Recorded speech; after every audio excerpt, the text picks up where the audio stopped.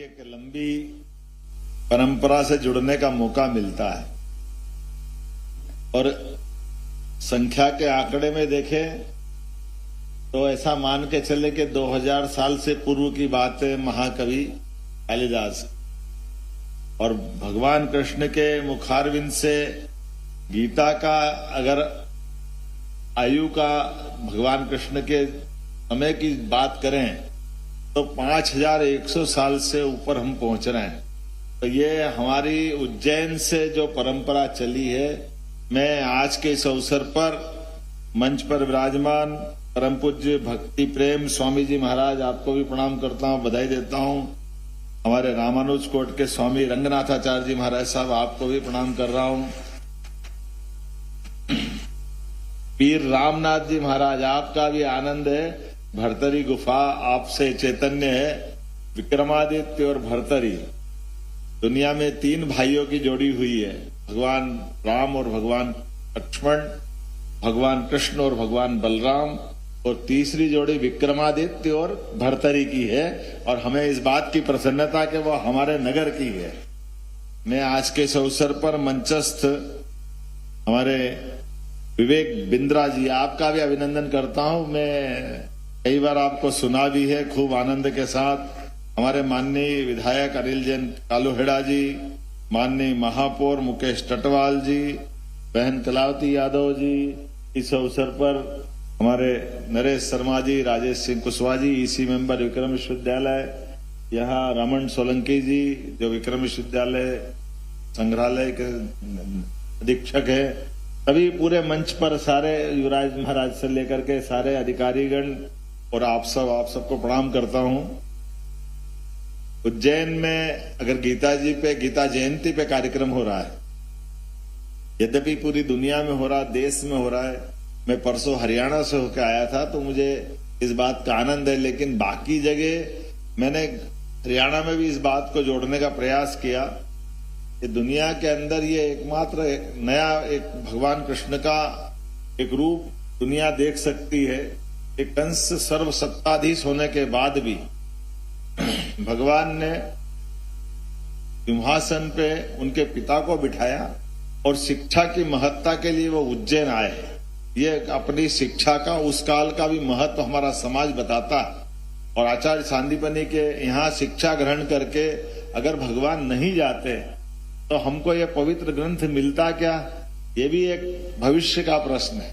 यद्यपि वो सर्व समर्थ प्रभु हैं, लेकिन फिर भी मानव जो योनि में अगर उन्हें जन्म लिया है तो मानव योनि में जन्म लेकर के किसी भी शिष्य की पहचान उसके गुरु से होती, और गुरु के माध्यम से गुरुकुल को जिनने धन्य किया है, हमारे लिए सौभाग्य की बात है कि उज्जैन का भी उसमें गौरव जुड़ा है। ऐसे में जब गीता जयंती की बात आएगी तो महाभारत के कुरुक्षेत्र के अंदर उनने वहां बहुत अच्छे ढंग से बात कही। ये बात भी सही है। कभी कभी मैं तो इसकी व्याख्या नहीं कर सकता, हमारे सारे संत वृंद यहाँ बैठे हैं, लेकिन एक प्रश्न जरूर मन में आता है। भगवान गीता को अर्जुन को सुना रहे हैं, आमने सामने की सेना है और उस सेना में हमारे सारे धर्माचार्यों ने सबने बात कही है, निमित्त बने अर्जुन, अर्जुन को सुना रहे हैं। एक पक्ष इस पे और ये भी जुड़ता है, इस पे हमको ध्यान देना चाहिए कि भगवान कृष्ण की उस पूरे युद्ध में भूमिका क्या थी। कभी कभी हम नादानी में उनकी भूमिका केवल सारथी वाले ले लेते हैं। सारथी की भूमिका थी क्या? सारथी की भूमिका तो थी, लेकिन सारथी से बढ़कर भूमिका थी। उस पूरे युद्ध के उस पूरे माहौल में कोई भी ऐसा व्यक्ति नहीं था जिसने अपने व्यवस्था का 2 भाग में हिस्सा किया। एकमात्र भगवान श्री कृष्ण थे जिनने अपनी सारी सेनाएं सामने खड़ी करी और वो अपने दूसरे पक्ष के साथ खड़े हुए। ये भगवान का उस समय का अपना सबसे बड़ा योगदान है। और उससे बड़ा भी योगदान क्या है, जो प्रशासनिक दक्षता के लिए उदाहरण बनेगा। आप कल्पना करो कि वो उनकी नारायणी अजय सेना, जिससे भगवान ने बड़े से बड़े युद्ध में सदैव जीत हासिल की, कभी पराजय का मुख नहीं देखा। ऐसी इतनी बड़ी सेना को, इसमें सिपाही से लेकर के सबसे बड़े अधिकारी तक सबको सामने खड़ा कर दिया, और केवल अपने आदेश से। हम कल्पना करें कि प्रशासनिक कितनी कुशलता से उनने सेना को अनुशासन सिखाया होगा कि कोई किसी के पास भी हम, अभी मेरे को बहुत सारी गीता की अलग अलग प्रकार की अपने प्रतियां दी होगी, लेकिन मैं बगैर पढ़े लिख के दे सकता हूं। मेरे हिसाब में तो कोई गीता में ये पक्ष नहीं मिलता कि भगवान ने जिसको सेना में सामने खड़ा करा और वो अपना मैदान छोड़ के चला गया। जितने भी थे सामने खड़े थे, और ऐसा भी कोई प्रमाण नहीं आता है कि कोई एक ने भी कहा हो कि भगवान हमको क्यों आप फालतू में हमारे प्राण ले रहे हो, हमारा क्या लेना देना है। लेकिन युद्ध होता रहा, और युद्ध में भगवान कृष्ण के सामने उनके साथ 24 घंटे जिनने बड़े से बड़े युद्ध में बड़ी भूमिका निभाई। हम कल्पना करें, जो हथियार चला रहा है वो तो ध्यान उसका कहीं और जाएगा, लेकिन रथ चलाने वाले को तो सब मालूम पड़ रहा है कि उसका नजदीक का अधिकारी, उसका सिपाही, सैनिक अपने सामने प्राण दे रहा है, तो ये कष्ट उनके मन पे भी कितना हो रहा होगा। लेकिन ये जो बात उन्होंने कही है कि हमारे लिए ये वस्त्र बदलने के समान शरीर है, जो उनने मूल तत्व दिया कि जो जन्मा है उसको जाना है, आने और जाने के क्रम में हमको अपनी जो भूमिका है उसी को निभाना है। तो मैं मान के चलता हूं कि भगवान कृष्ण का वो अनुशासन का पक्ष, उनके अपनी उस दक्षता का पक्ष, तो सच्चे अर्थों में गीता हमको कई बातें सिखाती, जैसे अपने मन के नियंत्रण पे। तो मैं तो ये मानता हूं कि भगवान ने अर्जुन को निमित्त बनाया, पहले अपनी आत्मा को सुनाई, उनने अपने आप को इस बात के लिए पुष्ट किया है कि जो मैं कर रहा हूं मेरे अपने पे धारण करके देखता हूं, मेरे अपने आप पर इसको उनने अपने आप पे लागू किया है। तो हमको ध्यान में आएगा कि हमारे स्वयं के मन की जो शक्ति है वो गीता हमको देती है, क्रोध पे नियंत्रण की शक्ति देती है। मन के हमारे इन व्यवस्थाओं के आधार पर जैसा समय चलता है, हमसे जाने अनजाने ये जो भाव बन जाता है, इसी प्रकार से इन व्यवस्थाओं को हम समझते जाएंगे। तो मैं आज मान के चलता हूं कि जिस प्रकार से भगवान कृष्ण ने हमें कदम कदम पर गीता के माध्यम से मन के नियंत्रण पर, स्वयं के आकलन पर, अपना आकलन भी स्वयं कर ले, बोलने के लिए बड़ी बड़ी बात कर दे, लेकिन कई बार हमारी खुद की गलती हो जाती है। हम कितने पानी में हैं, इस दौर में हम जाने वाले हैं, और फिर काम तो करना है, कर्म तो करना है, लेकिन कर्म में फल की इच्छा नहीं करना है। ये बहुत बड़ी बात भी है, लेकिन ये हमारे लिए गूढ़ बात भी है। और ये कर्म की बात जब हम करते हैं, 3 प्रकार के योग की शिक्षा हमको गीता से मिलती है। कर्म योग की शिक्षा मिलती है, भक्ति योग की शिक्षा मिलती है, ज्ञान योग, इसको सांख्य योग भी कहा गया है। ये तीनों योग की शिक्षा हमको गीता से मिलती है। और गीता जी के माध्यम से भगवान ने जो मैंने आपसे कहा है कि कर्म तो जो भी आया है, अगर वो नींद में सोया तो भी वो श्वास कर्म उसका चल ही रहा है, वो चल रहा है, फिल रहा है, खा रहा है, जो भी जैसा भी हो रहा है, जन्म के बाद वो सब कर्मवाद से उसका कर्म का पक्ष जुड़ता है। लेकिन कर्म के माध्यम से मैं अच्छा काम भी करूं और उसके प्रति कोई प्रतिफल नहीं चाहूं, ये सच्चे अर्थों में हमारा उस कर्म के प्रति दूसरा समर्पण है। तो हमारे लिए फल की इच्छा नहीं करना, कभी कभी नादानी में कई बार लोग मजाक बनाते हैं, तो मजाक वही बनाते हैं जो समझ नहीं पाते। हमारे लिए परमात्मा की दया से आज ये जिस बात को लेकर के हम बैठे हैं, जो बात सोच रहे हैं, इसलिए गीता जी के ऊपर अपन बात करें तो हमारा नजरिया भी स्पष्ट होना चाहिए, कोई कंफ्यूजन नहीं।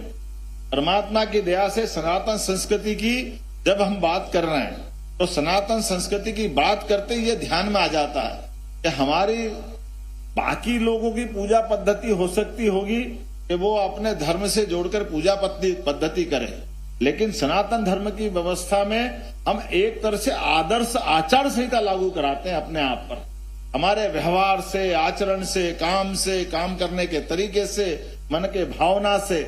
इसलिए सच्चे अर्थों में धर्म के मार्ग पे चलना अर्थात धर्म से धारण करना, और धारणा हमको आदर्श आचार संहिता की तरफ ले जाती है। इसलिए बाकी लोगों से हमारा अंतर हो सकता है।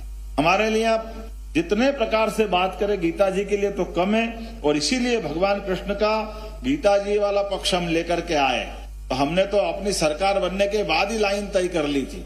हमने कहा भगवान ने जहां जहां लीलाएं की है, श्री कृष्ण पाथे बना करके उसको तीर्थ बनाने का काम हमारी सरकार के द्वारा किया जाएगा। क्योंकि ये हम अपने उन ऐसे गौरवमय शिष्य को याद कर रहे हैं भगवान गीता के माध्यम से, जिनके अपने उस पक्ष को हम लाना चाहते हैं कि शिक्षा की परंपरा से मध्य प्रदेश और देश का कैसा नाता है। इसी प्रकार से हमने कहा है कि हमारे पास जब गोवर्धन पूजा मनाई और जब जन्माष्टमी धूमधाम से मनाई तो कई सारे लोगों के मन में उहा थी, जो भी थी। हमने कहा तुम्हारी मर्जी है, जो करो, हमारी सरकार तो हमारे समाज के साथ जाएगी और समाज भगवान कृष्ण के इन सारे संस्कारों को मानता, सारे त्योहारों को मानता है। तो इस परंपरा में जगह हमने चलने का कदम बढ़ा लिया है तो फिर अब तो ये आनंद की बात है, इससे अच्छा क्या मौका आएगा। जब गीता जयंती मन रही है तो गीता जयंती मनते ही हमको लगा कि पूरे देश में संदेश जाना चाहिए, पूरे विश्व में जाना चाहिए। मैं आज संस्कृति मंत्रालय के माध्यम से सबको बधाई देना चाहूंगा। जब एक नया गिनीज बुक ऑफ वर्ल्ड में नया रिकॉर्ड बना गीता जी के पाठ का, पूरी दुनिया चमत्कृत रहेगी कि हमारी गीता जी का क्या उद्घोष हुआ, क्या आनंद आया। मेरी अपनी ओर से आज के इस अवसर पर आप सबको बधाई और उम्मीद करता हूं कि ये पूरा जो आयोजन हमने किया है, सच्चे अर्थों में गीता जी का संदेश ही हमें शांति, सहिष्णुता, मानवोचित मूल्यों को, क्योंकि कभी कभी हमारे बीच में मेरिट की बात करने की दुनिया बात करती। अंग्रेजी में जो भी कहें, फैसले भी होंगे तो मेरिट से होंगे, चयन भी होगा तो मेरिट से होगा, लेकिन मेरिट में मोरलिटी भी चाहिए, जीवन मूल्य भी चाहिए। केवल मेरिट से बात नहीं बनती है। मेरिट से बात बनती तो भगवान राम और रावण के युग में मेरिट रावण की तरफ जा रही है, लेकिन जीवन मूल्यों की बात हो, आदर्शों की बात होगी तो भगवान श्री राम के साथ में धारा जुड़ती है। भगवान कृष्ण के काल में भी मेरिट की बात करोगे तो कंस उन पे भारी दिखता है, लेकिन कंस के बाकी आचरण की बात करोगे तो भगवान कृष्ण के आगे वो कहीं नहीं टिकता है। ये जो समय के साथ हमारे देश की सनातन संस्कृति के साथ जो मूल जीवन मूल्यों की बात करते हैं, इसी कारण से कहा कि कुछ बात है कि हस्ती मिटती नहीं हमारी। ये इकबाल की जो बातें हैं, इन सारे कारणों से हमारे देश की हस्ती मिटती नहीं है। और मैं उम्मीद करता हूं कि आज के इस अवसर पर बाकी भी कार्यक्रम बहुत हुए कालिदास अकादमी में, लेकिन आज का ये आयोजन जो हुआ है, ये आयोजन एक नया रिकॉर्ड बना रहा है। मेरी अपनी ओर से आप सबको बधाई।